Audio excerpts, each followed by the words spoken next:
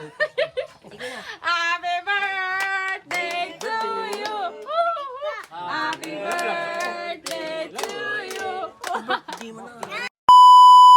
Kung may pansit at may adobong manok na Bisaya, matik na ay birthday. Tingnan nyo naman yung manok na Bisaya, namit kaayo.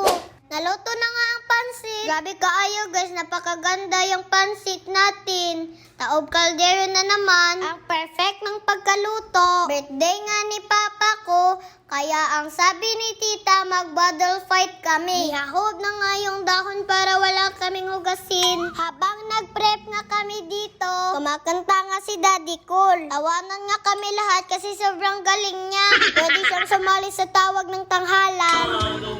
Malungkot good ang mga bata. Wag mo na itago pa.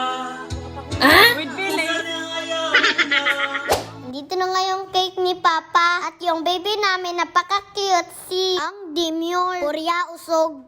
Nilalagay na nga yung kanin kay perting ko ta sana. Baka malipasan pa tayo sa gutom, baka mabuang.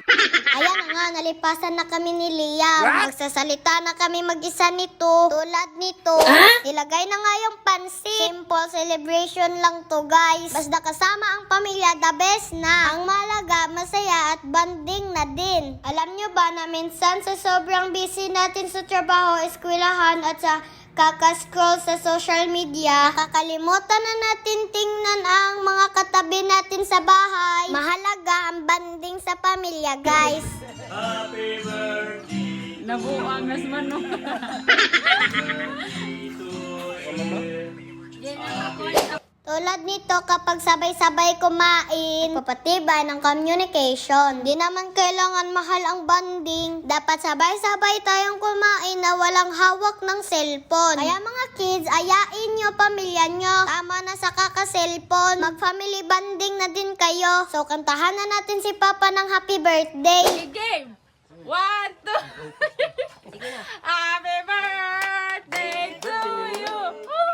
Happy birthday to you. Happy birthday. Happy birthday to you. Wala ka ng siga. Oh, tas highlighter dili siya makahuyo. Kaya dapat mo wish siya nga makadugang pag isa. Punaan pag isa ba? What? Di mabuhi. Okay, game. Oh! Happy birthday to you! Oh, kaon na tayo!